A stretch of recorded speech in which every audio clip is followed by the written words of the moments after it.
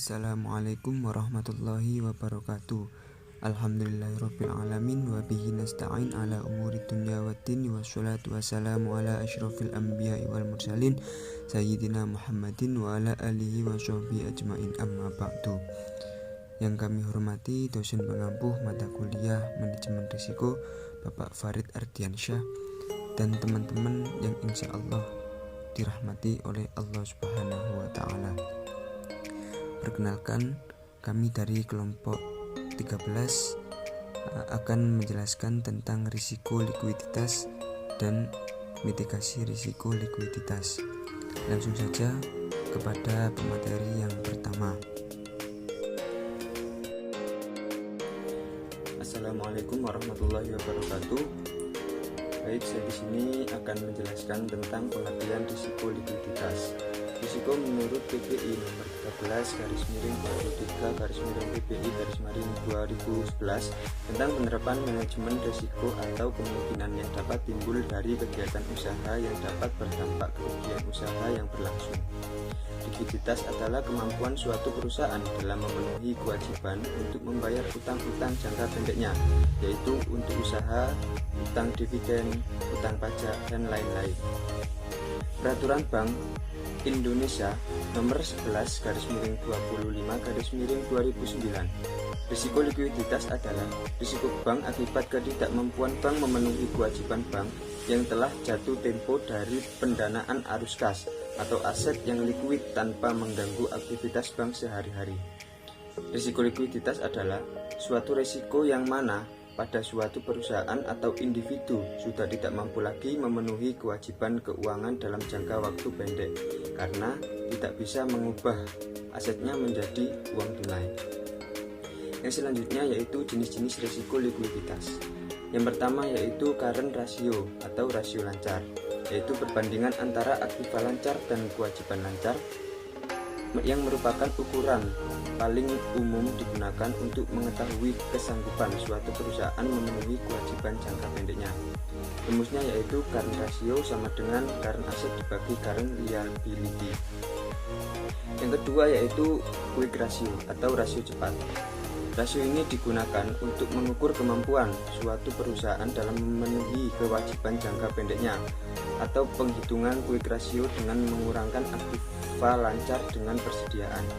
Rumusnya yaitu quick ratio aset lancar dikurangi persediaan dibagi kewajiban lancar. Yang ketiga yaitu cash ratio atau rasio kas.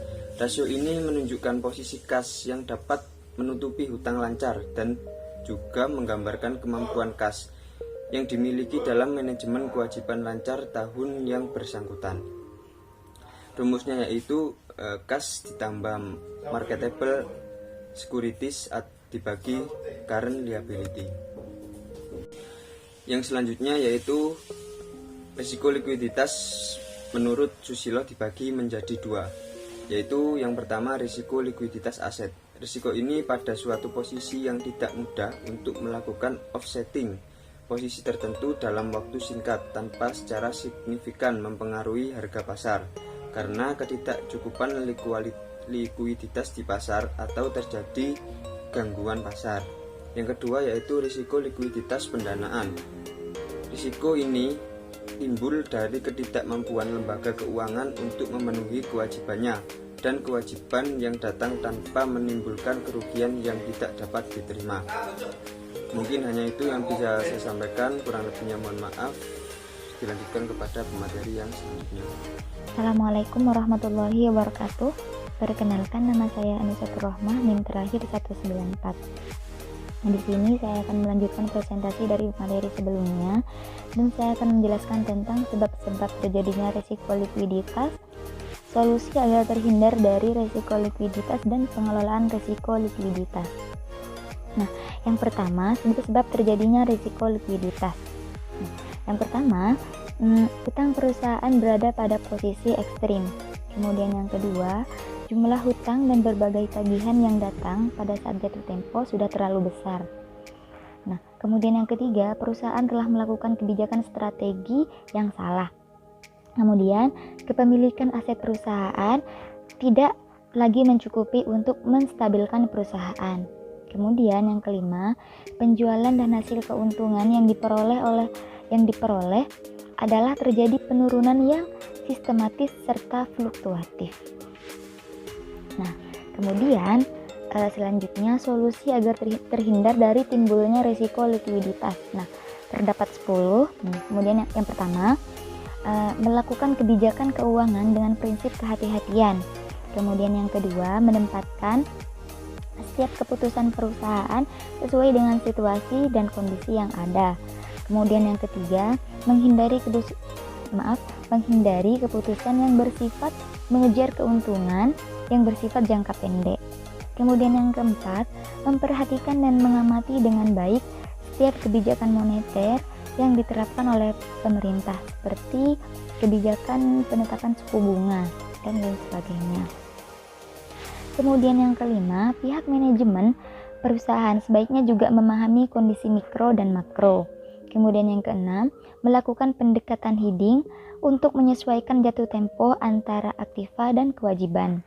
Kemudian yang ketujuh, melakukan perbaikan dalam biaya dan pengendalian produksi, seperti melakukan analisis varians dalam operasi atau departemen.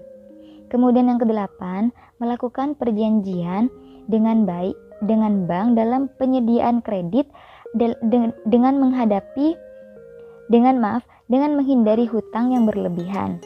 Kemudian yang kesembilan, menghindari operasi luar negeri di negara-negara yang beresiko tinggi.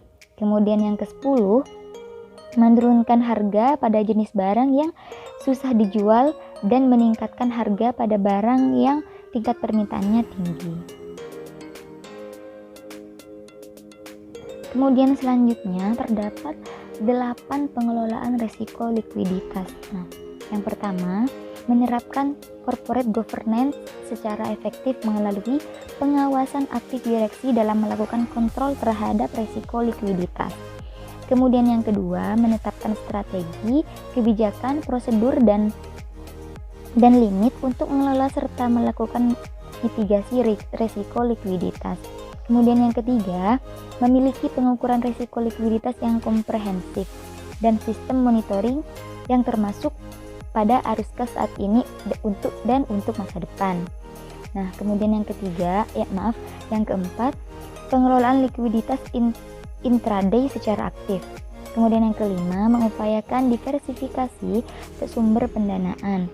Kemudian yang keenam, memelihara sejumlah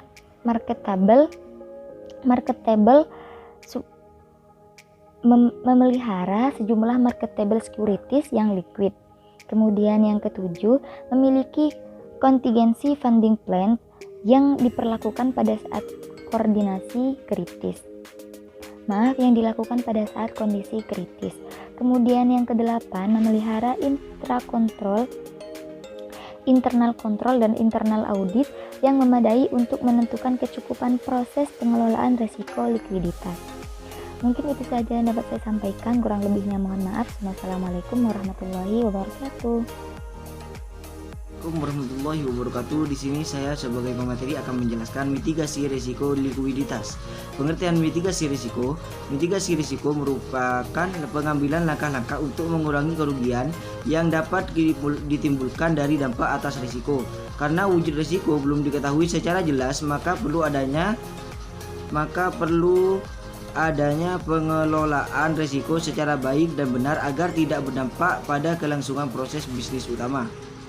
Mitigasi risiko menurut Peltier sebuah upaya yang dilakukan perusahaan untuk mengurangi kemungkinan terjadinya risiko beserta dampak yang akan ditimbulkan. Tujuan mitigasi risiko likuiditas tersedianya dana untuk pemenuhan kebutuhan penyaluran pinjaman dan mengurangi kemungkinan prestasi dalam pemenuhan kewajiban keuangan perseorangan dengan mengelola penyediaan arus kas.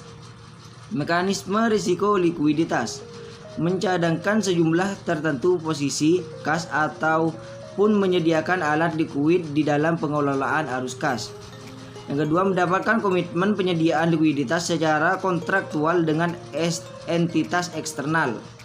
Kita melakukan penjadwalan penyaluran dana dan penghimpunan dana sesuai dengan kapasitas perseroan. Yang keempat, melakukan implementasi kebijakan aset liabilitas secara konsisten dan efektif. Kebijakan risiko likuiditas pada Bank Islam.